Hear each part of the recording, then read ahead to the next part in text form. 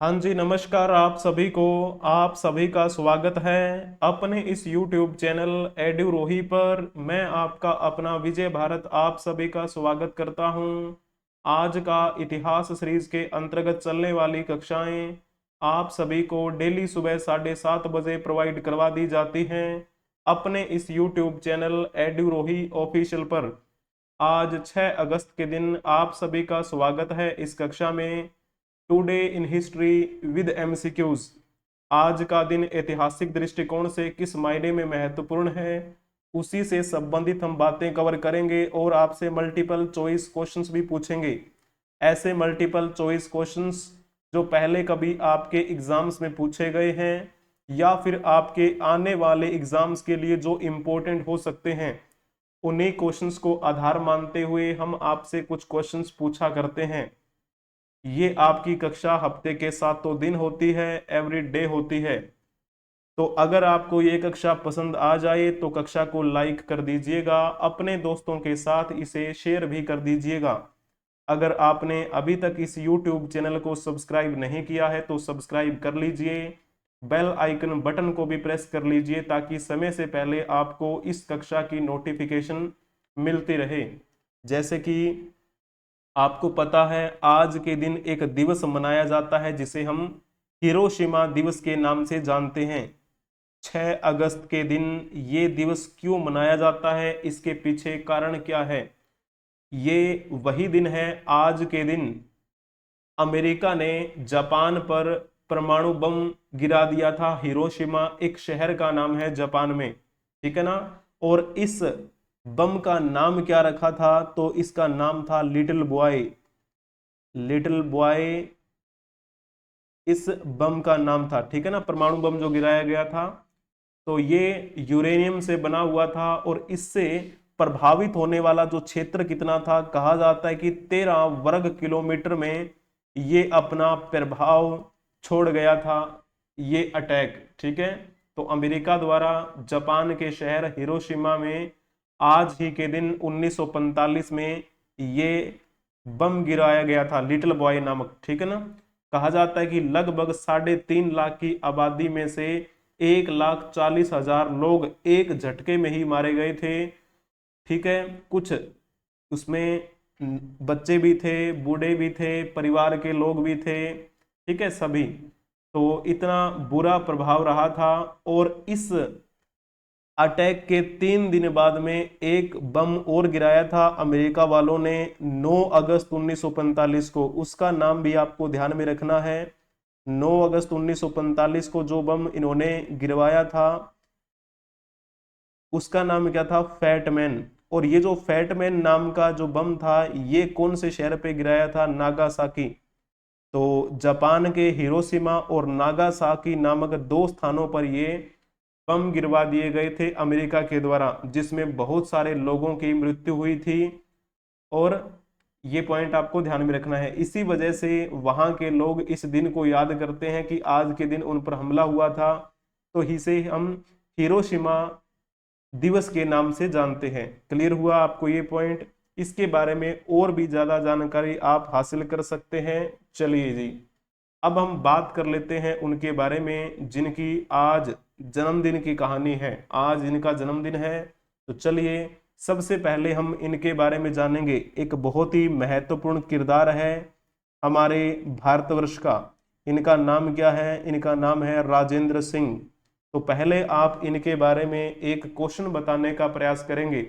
भारत के प्रसिद्ध पर्यावरणविद राजेंद्र सिंह को किस वर्ष रेमन मैग्सेसे पुरस्कार से सम्मानित किया गया था? तो जल्दी से आप ये बताएंगे कब इनको ये सम्मान दिया गया। तो 2001 की बात है जब इनको ये सम्मान मिला। इनका जन्म आज ही के दिन 1959 में हुआ था। इसका मतलब क्या है? 1959 में इनका जन्म हुआ था। कहां पर इनका जन्म हुआ? बागपत में। बागपत तो एक जिले का नाम है जो कि उत्तर प्रदेश में पड़ता है, तो वहीं पर इनका जन्म हुआ था। इन्होंने किस क्षेत्र में महत्वपूर्ण कार्य किया? तो ये एक भारत के प्रसिद्ध पर्यावरणविद हैं वर्तमान में। अभी तो काफी बुजुर्ग हो चुके हैं। और जैसे हम बात करें और जल संरक्षण को लेकर इन्होंने काफी आवाज उठाई थी। इनको रमन मैग्सेसे पुरस्कार से 2001 में सम्मानित किया गया। ठीक है, तो ये पॉइंट आपको ध्यान में रखना है। ऐसा कहा जाता है, राजस्थान के बारे में तो आप सभी जानते ही हैं। राजस्थान जो कि बड़ा सूखा इलाका माना जाता है, जहां पर पानी मिलना कई जगहों पर तो बहुत ही मुश्किल हो जाता है।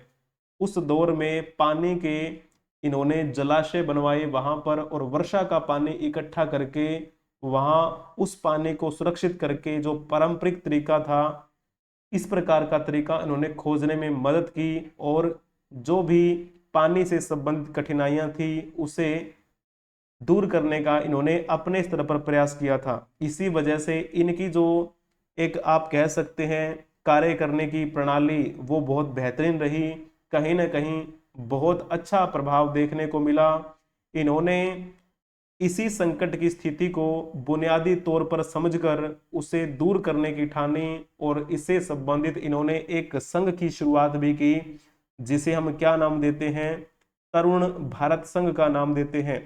तरुण भारत संघ की स्थापना किसने की थी, तो नाम किसका आएगा, राजेंद्र सिंह का नाम आप वहां पर लिख सकते हैं। तो आज इनका क्या है, जन्मदिन है, इनको बहुत बहुत बधाई हो। अब हम इनके बारे में भी जान लेते हैं। इनके बारे में शायद आपने जरूर सुना होगा। इनका नाम क्या है, अविनाश दीक्षित इनका नाम है। आज इनका भी जन्मदिन है। ये भी काफी बुजुर्ग हैं अभी। जैसे हम बात करें, इनका जन्म आज ही के दिन कहाँ पर हुआ था, मुंबई में। 1944 की बात है जब इनका जन्म मुंबई में हुआ था। और मुंबई किसका हिस्सा है, वर्तमान की दृष्टि से देखा जाए तो ये तो महाराष्ट्र की राजधानी है। जब इनका जन्म हुआ उस समय तो भारत आजाद भी नहीं हुआ था और न ही उसके टुकड़े हुए थे, यानी कि अविभाजित भारत में इनका जन्म हुआ था। एक क्वेश्चन आप इनके बारे में बताने का प्रयास करेंगे। अविनाश दीक्षित को भारत सरकार द्वारा भारत का दूसरा सर्वोच्च नागरिक पुरस्कार पद्म विभूषण किस वर्ष प्रदान किया गया? जल्दी से आप इनके बारे में एक पॉइंट बताने का प्रयास करेंगे। अगर आपने लिखा होगा 2016 तो आपने बखूबी अच्छा जवाब दिया है। इनको जनवरी 2016 में भारत सरकार के द्वारा पद्म भूषण से सम्मानित, पद्म विभूषण से सम्मानित किया गया था। ठीक है ना, पद्म विभूषण ये कौन से नंबर का सम्मान है, तो ये दूसरे नंबर का है। अभी जो मैंने बोला था पद्म भूषण है ना, तो पद्म भूषण कौन से नंबर का सम्मान है, तो ये तीसरे नंबर का सर्वोच्च नागरिक सम्मान है हमारे भारत का। चौथे नंबर का कौन सा आता है, तो उसे हम पद्मश्री कहते हैं। सबसे पहले नंबर पे आता है भारत रत्न। अब ये किस वजह से जाने गए हैं, तो ये भारतीय मूल के अमेरिकी अर्थशास्त्री हैं। भारतीय मूल के अमेरिकी अर्थशास्त्री, एक बहुत बेहतरीन ये इकोनॉमिस्ट रहे हैं। ठीक है ना, तो इनके बारे में आपको पता होना चाहिए। तो चलिए अब हम नेक्स्ट बात कर लेते हैं उनके बारे में जिनकी आज जयंती है या फिर जिनकी आज पुण्यतिथि है। तो शुरुआत करेंगे हम जयंती से, जिनकी आज जयंती है। तो चलिए पहले हम इनके बारे में आपको बता देते हैं। इनका नाम क्या है, डॉक्टर गुरदयाल सिंह ढिल्लो। डॉक्टर गुरदयाल सिंह ढिल्लो की आज जयंती है। इनका जन्म आज ही के दिन 1915 में हुआ था। 1915 में तो भारत अविभाजित भारत था, और इनका जन्म कहाँ पे हुआ था, अमृतसर में। और अमृतसर वर्तमान की दृष्टि से हमारे भारतीय पंजाब का हिस्सा है। ठीक है ना। इनकी मृत्यु 23 मार्च 1992 को हुई थी। कहाँ पे इनकी मृत्यु हुई, दिल्ली में। कौन सी पार्टी से बिलोंग करते थे ये, इंडियन नेशनल कांग्रेस से संबंधित थे ये, भारतीय राष्ट्रीय कांग्रेस जिसे हम कहते हैं। किस वजह से ये प्रसिद्ध रहे थे अपने समय में, तो ये लोकसभा के अध्यक्ष के रूप में कार्यरत रहे। लोकसभा का अध्यक्ष, ये पद तो आपको पता ही होगा। ये कब से कब तक लोकसभा के अध्यक्ष के रूप में कार्य करते रहे, 8 अगस्त 1971 को ये लोकसभा के अध्यक्ष बने थे, और 1 दिसंबर 75 तक ये लोकसभा के अध्यक्ष के रूप में कार्य करते रहे। ठीक है ना, तो ये पॉइंट आपको पता होना चाहिए। चलो, अभी अगर आपसे पूछा जाए कि लोकसभा के वर्तमान में अध्यक्ष कौन है, तो चलो हमने पहले तो बात कर ली डॉक्टर गुरदयाल सिंह ढिल्लों के बारे में, जो कि लोकसभा के पूर्व अध्यक्ष रह चुके हैं। लेकिन जब आपसे पूछा जाए कि लोकसभा के वर्तमान में अध्यक्ष कौन है, तो फिर किसका नाम लिखेंगे? अगर आपने लिखा होगा ऑप्शन सी, तो आपने बखूबी अच्छा जवाब दिया है। अभी वर्तमान में कौन सी लोकसभा चल रही है, तो आप कहेंगे अभी तो 18वीं लोकसभा का गठन हुआ है और 18वीं लोकसभा के अध्यक्ष हैं ओम बिरला। लेकिन जैसे आपको पता है, इससे पहले जो 2019 में लोकसभा के इलेक्शन हुए थे, तब कौन सी लोकसभा का गठन हुआ था? तो आपको पता था ना, 17वीं लोकसभा का गठन हुआ था। तो 17वीं लोकसभा के अध्यक्ष कौन थे? तो भी नाम आएगा ओम बिरला। वर्तमान में 18वीं लोकसभा के अध्यक्ष कौन है? तो भी आप नाम लिख देंगे ओम बिरला का।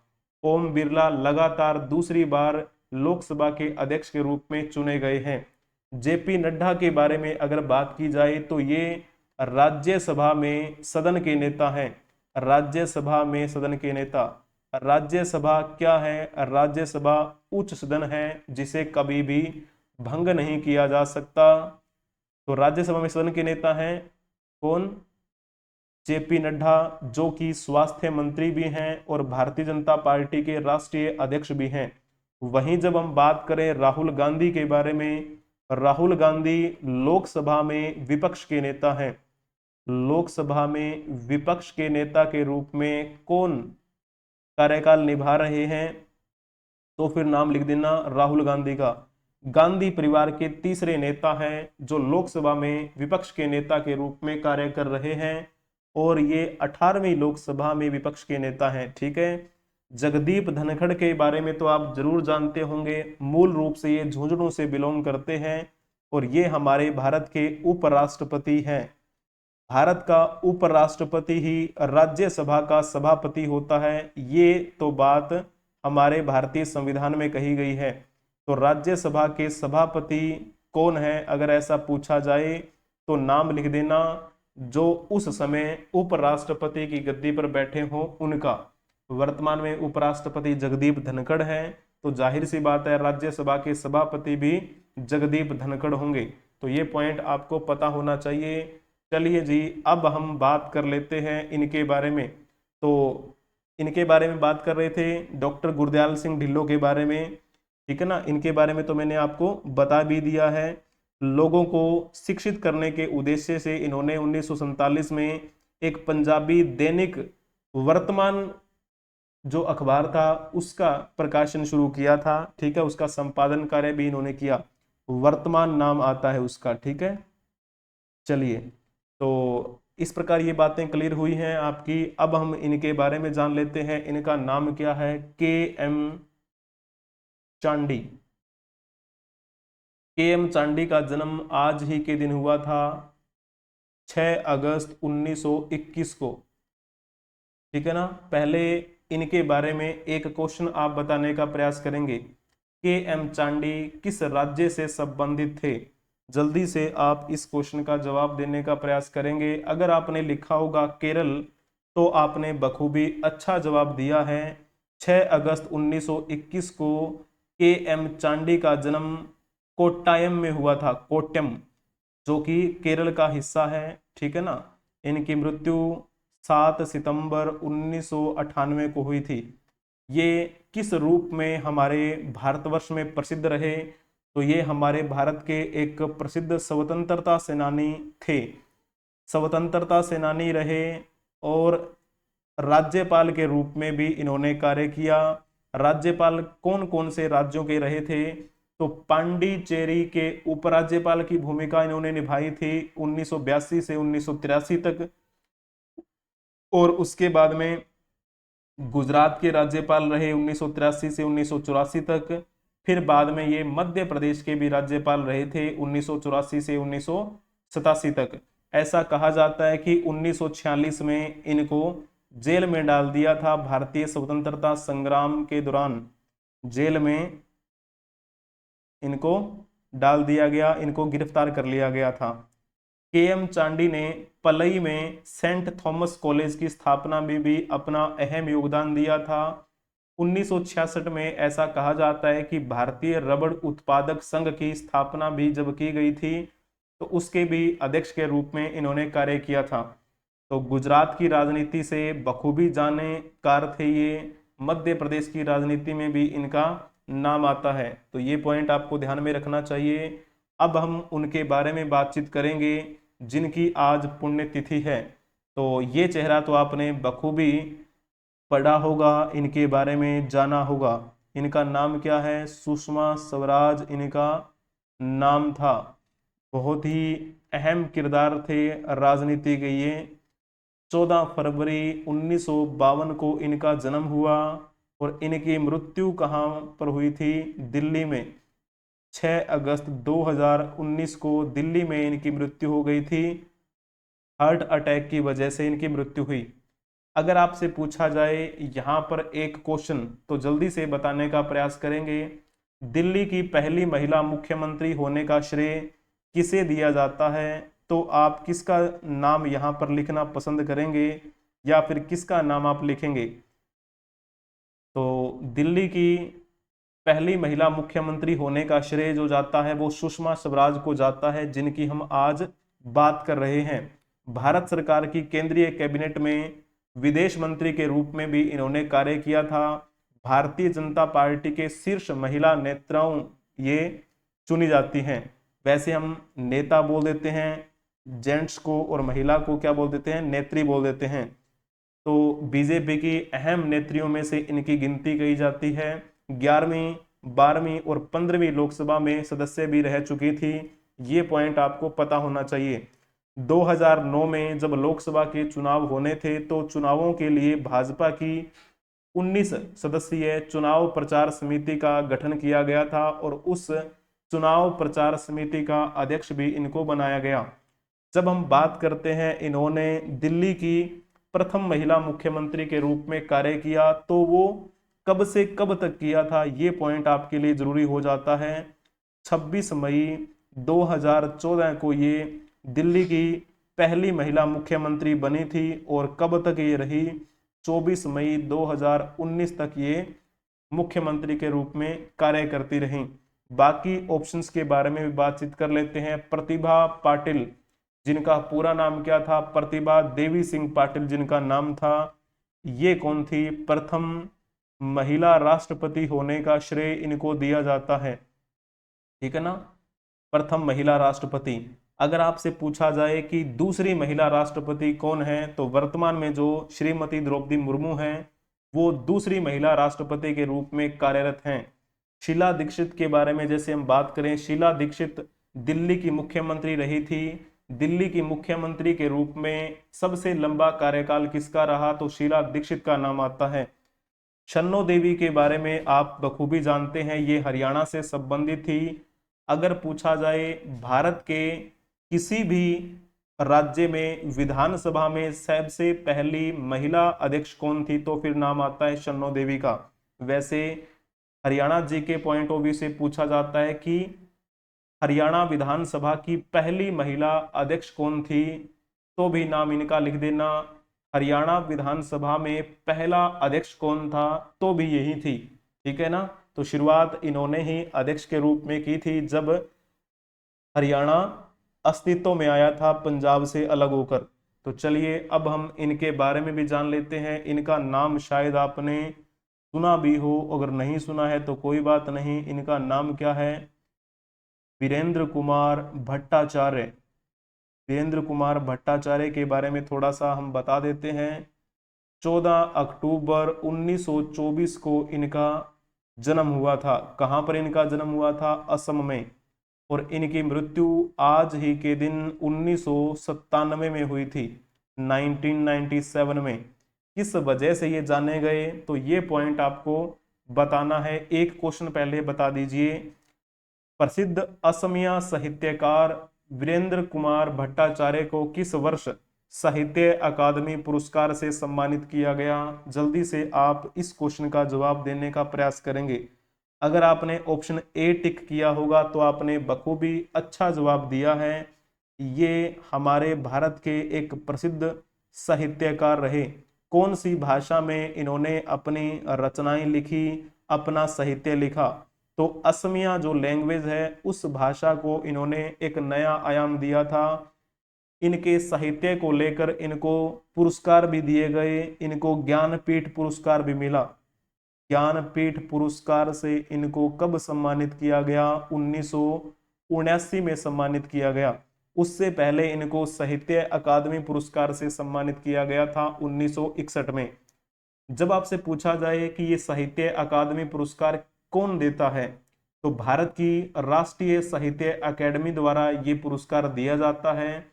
हर साल साहित्य कृतियों को ये दिया जाता है, यानी कि हर साल कुछ नाम सेलेक्ट किए जाते हैं, कुछ बेहतरीन अगर किसी ने लिखा है साहित्य तो उस व्यक्ति को ये पुरस्कार दिया जाता है। यह पुरस्कार भारत के संविधान में शामिल 22 भाषाओं के अलावा अंग्रेजी और राजस्थानी में भी दिया जाता है। सबसे श्रेष्ठ पुरस्कार कौन सा है? तो ज्ञानपीठ पुरस्कार है।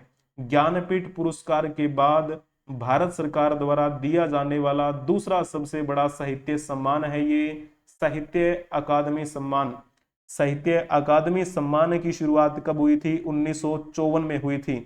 पहली बार 1955 में ये पुरस्कार किसी को दिया गया था।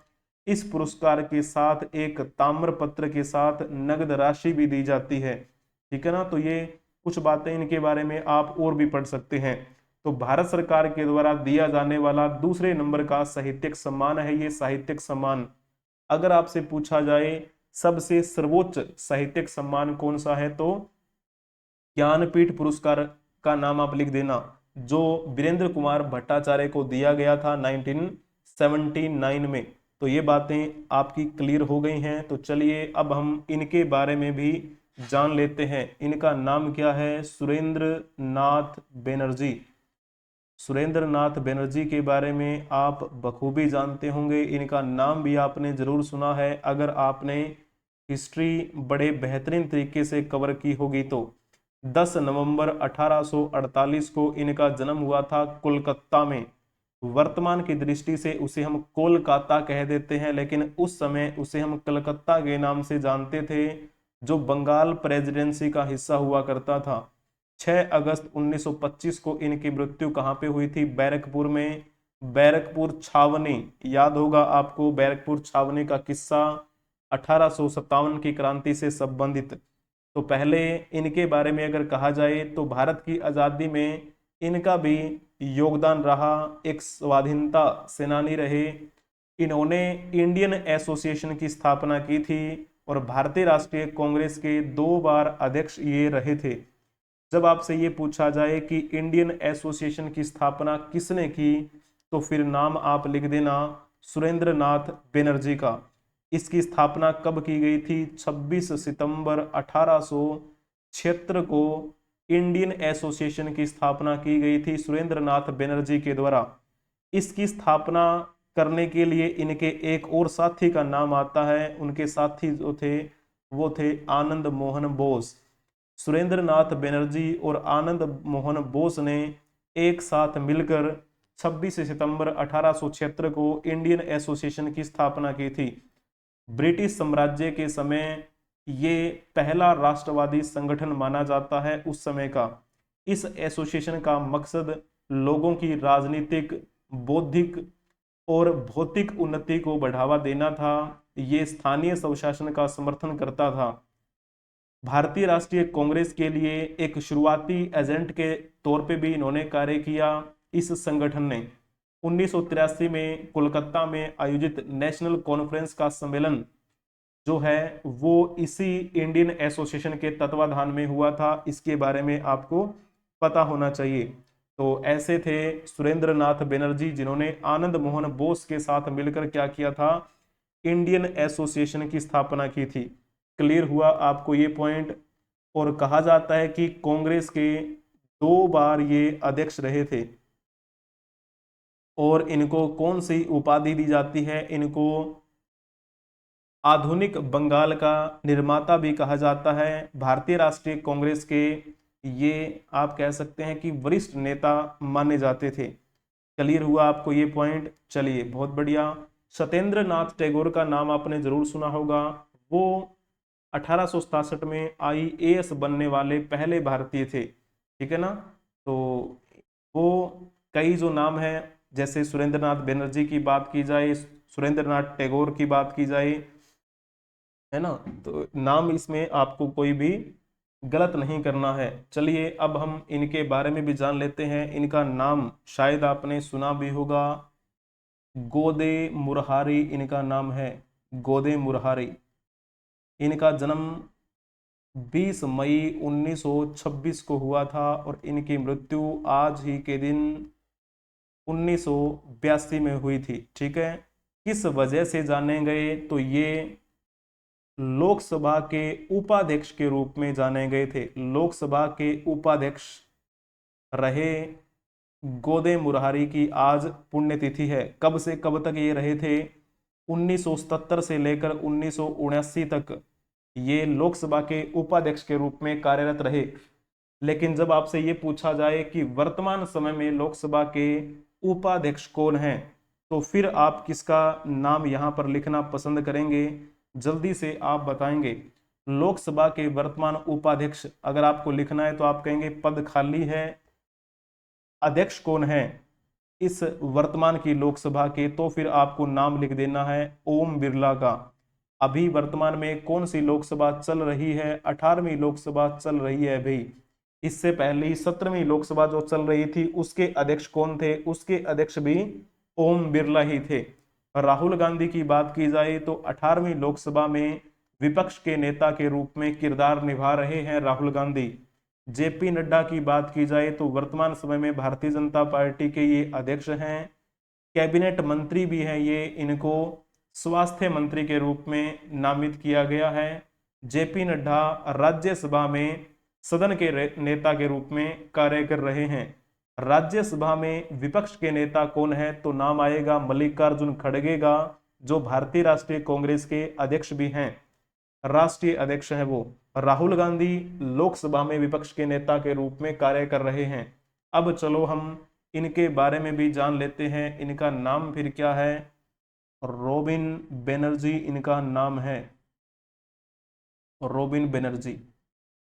तो जैसे हम बात करें इनका जन्म कब हुआ था? 12 अगस्त 1908 को इनका जन्म हुआ था। कहां पर? बहरामपुर में। बहरामपुर भी आपने जरूर सुना होगा जब आपने हिस्ट्री कवर की होगी। वर्तमान दृष्टि से देखा जाए तो ये बहरामपुर हमारे भारतीय राज्य पश्चिम बंगाल का हिस्सा है और इनकी मृत्यु आज ही के दिन 2003 में हुई थी। ये किस वजह से जाने गए हमारे भारतवर्ष में?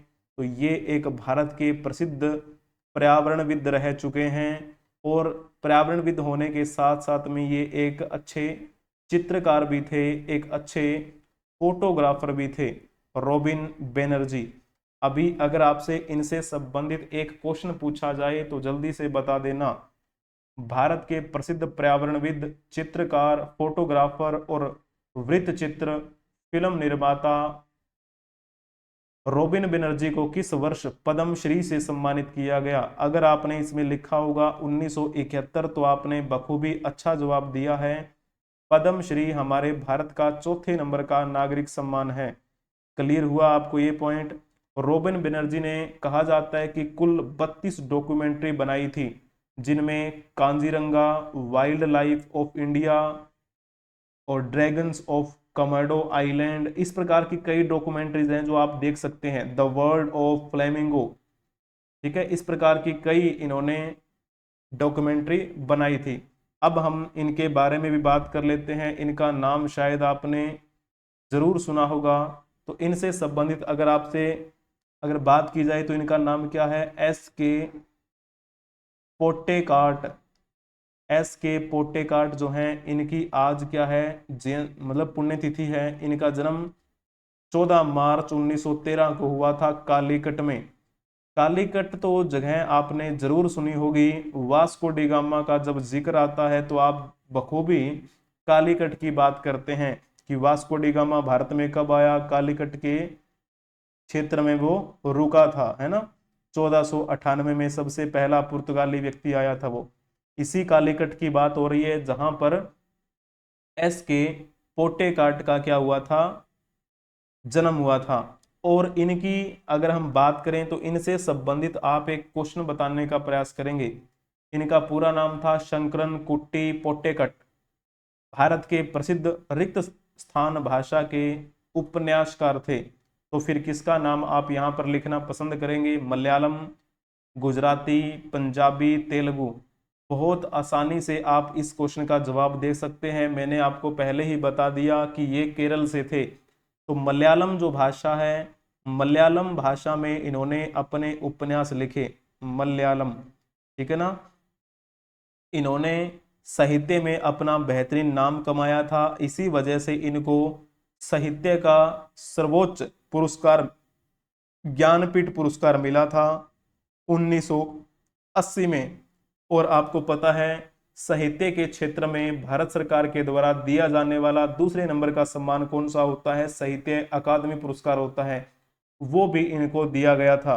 1962 में लोकसभा के सदस्य के रूप में भी ये चुने गए थे।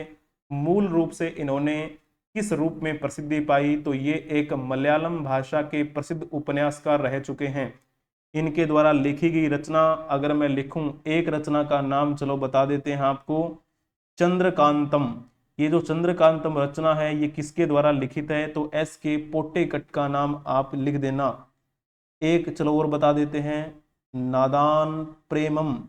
ये नादान प्रेमम जो रचना है ये किसके द्वारा लिखित है? तो भी आप इन्हीं का नाम यहाँ पर लिख सकते हैं।